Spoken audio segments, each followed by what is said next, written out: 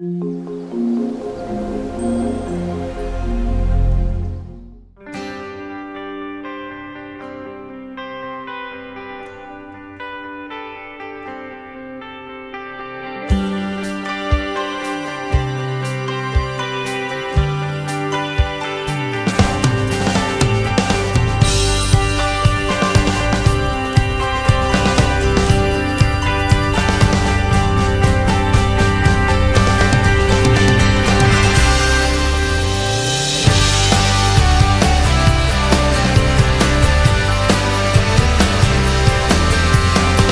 friends, I'm Aman and I'm back with another video which I've named as Fly, means first love yourself. And those of you who have joined us today, I suggest that you go and watch my video on love versus attachment to understand today's video in a better way. After listening the story of love versus attachment, my student said, "What if I'm very sincere but he's cheating on me? What should I do in that situation?" So my question was, why do you want someone to love you? And the second question I asked her, had she faced such a situation earlier also? She said yes. She's been stumbling upon from one friend to another, looking for trust, love, and happiness. So I told her that we want someone to love us because we haven't yet learned to love ourselves. All we have done is offer ourselves to people in the past, but that never worked because we never made time for ourselves. All we do is to be a part of someone else's life, to be the focus of the other person.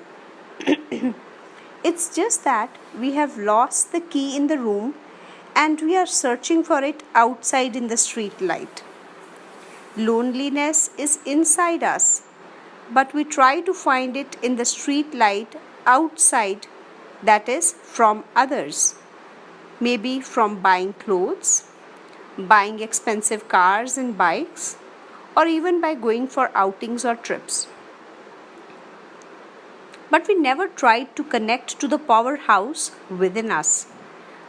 We kept searching for love in outside relations, but the matter of fact is, the only way to enjoy relationship is first have healthy relationship with ourselves. If we know ourselves so well that we can create our own happiness, we will stop expecting. And this will lead us to the very next step of helping our loved ones find their passion inside them. It's hard to lead life alone if you have just one person involved in the equation. But when we add one more, life becomes exceedingly challenging, and to have healthy, happy, and loving relationship becomes next to impossible. If you don't have solid relationship with yourself, it's going to be really hard to have solid relationship with anyone else. Married couples decide to bring in kids and then they don't have solid relation first with themselves, no relation with their partner, and it's exceedingly tough to become a great parent then. We need to figure out ourselves and then figure out how we can help our partners to know their potential. The real aim of our life is to actualize our potential, and the point of healthy relationship is to together actualize your potential. So her very next question was, "Ma'am, how do I know what is my potential and how can I actualize it?" My answer was, the world has gotten closer together, but people have grown apart. Freedom and independence have come with a heavy price, that is loneliness. The need for the hour is to look inward for solace. In today's rat race, it has become very important to find some quality time for yourself. You have to learn to be able to enjoy your own company. Observe how boisterous people are in group, but ask them to go for a meal or even a movie alone, they won't be able to. What insecurities do we have buried within us that does not allow us to be in our own company? These complexities are pushing us to find the inner goddess or the god that each one of us possesses but are too tired and busy to discover. Take out 1 hour a week or a Sunday afternoon to rejuvenate that special part of you. Pamper yourself at a local spa if you can't go elsewhere. Go for that belly dancing, yoga, or a pottery class that you have been yearning for but never did. If nothing else, pick up that book you've been longing to read and enjoy a steaming cup of masala chai by the window. Nothing helps reconnect with yourself better than meditation. The key being not to avoid the thoughts, but let your mind welcome thoughts that you have suppressed.